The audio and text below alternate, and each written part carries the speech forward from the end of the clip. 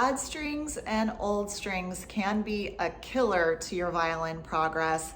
I need some new strings myself today, so come along with me and I'll show you step by step as we change the strings together.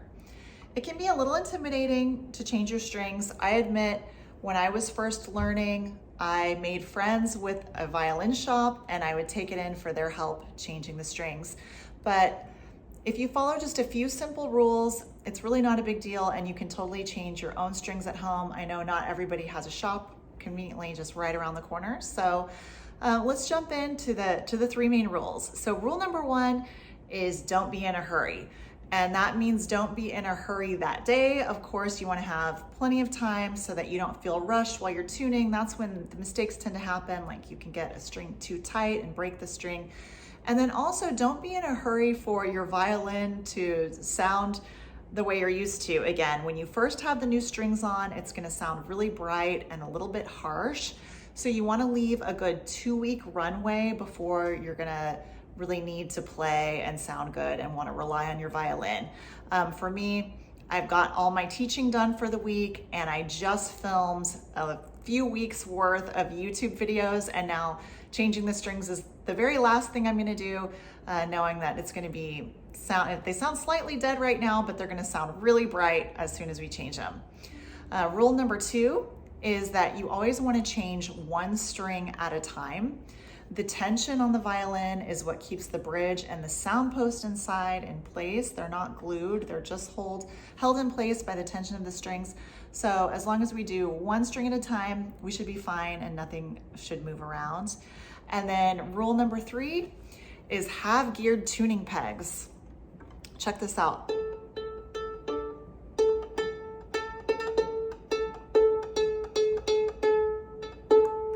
No friction, no pressing in, no headache of that.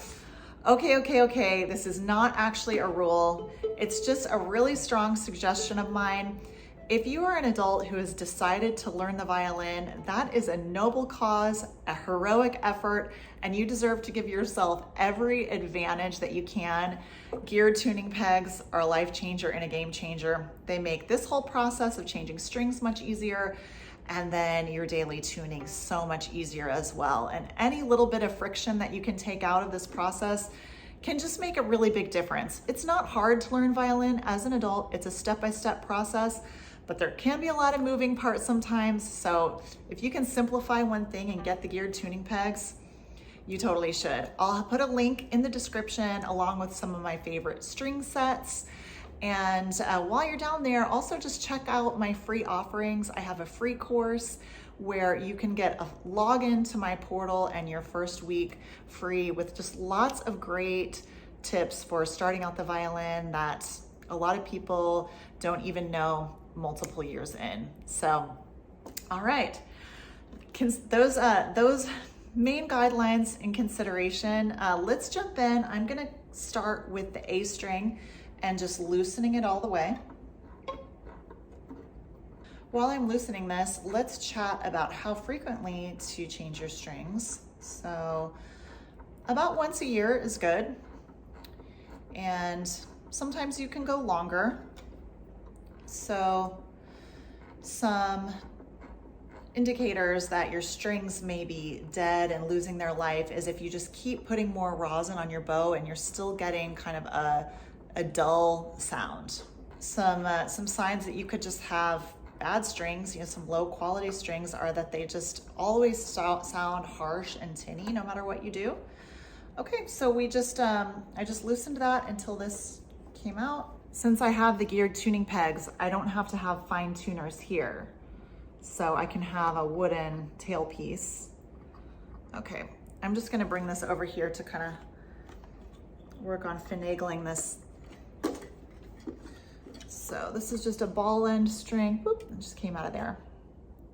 When you're ordering violin strings, you'll often see it say 4/4, and that just means regular adult size violin. And then you'll also see loop end versus ball end. And usually that is, it'll say loop end or ball end E string. And this is a ball end.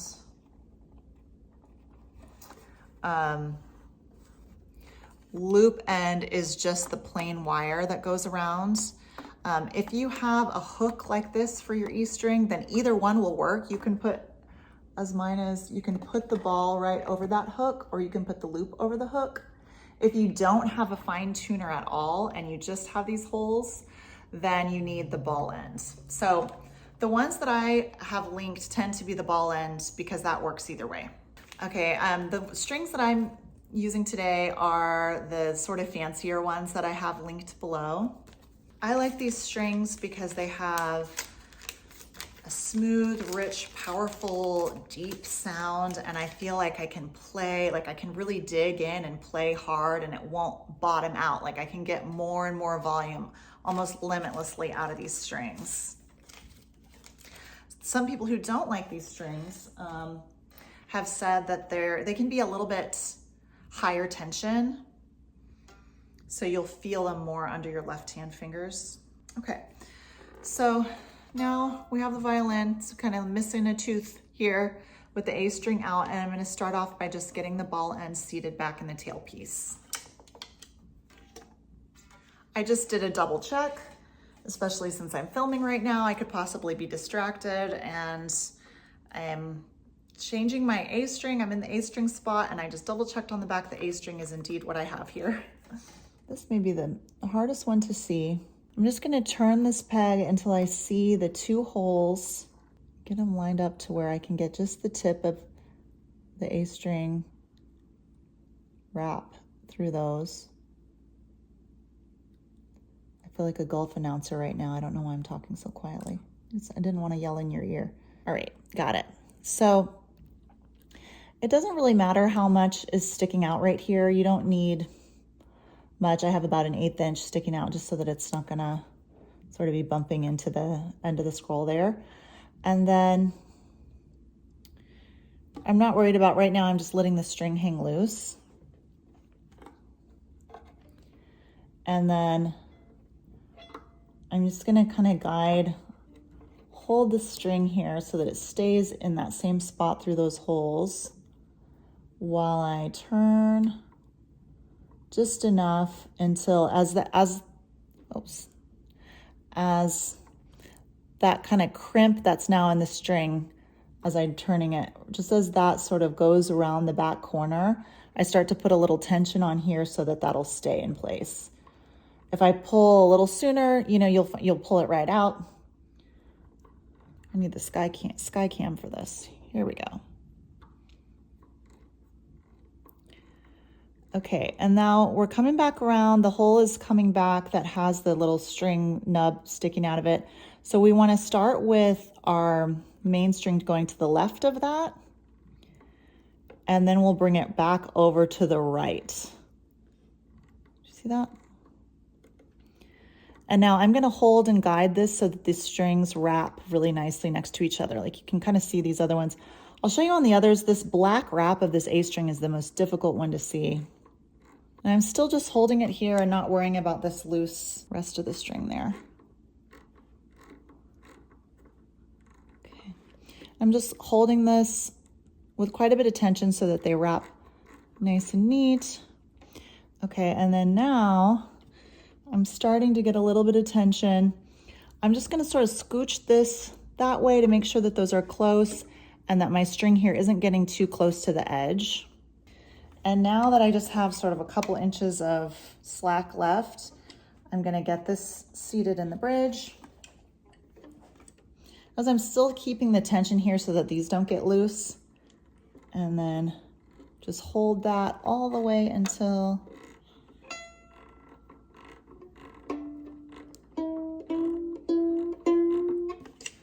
I've got it pretty tense. And then we can check and see, looks great. The wraps are all right next to each other.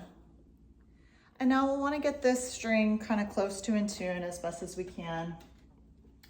So I'll grab my tuner here.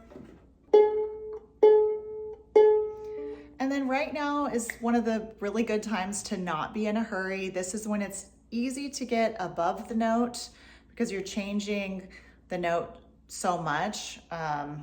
Sometimes it's hard to tell if you're above or below it. Same thing happens when you're tuning and your violin has gotten completely out of tune and you're like, wait a second, am I, you know, it may say, your tuner may say something like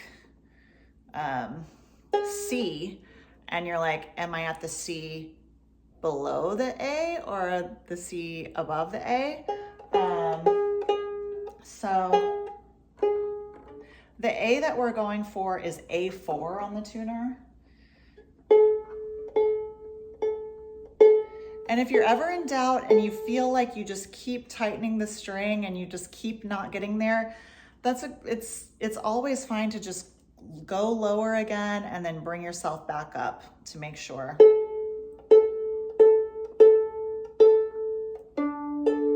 You can do the twinkle test. If you play the D string below, twinkle, twinkle.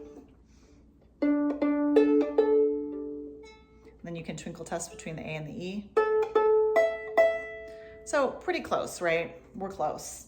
And that's close enough. It's gonna move a lot as these strings stretch out. So let's go ahead and change the E string now. Take this one off. Inside my program, Jenny's Daily Lessons, I have an extensive tuning module that comes with a PDF that has all of the string names with what number you're looking for on your tuner. And it says all the notes and the numbers in between that your tuner could possibly be saying, and it has them all in a line so that you can always look at that and know, do I need to go up or to go down? So if you're interested, you can sign up for that today and fully unlock all of my teaching materials there.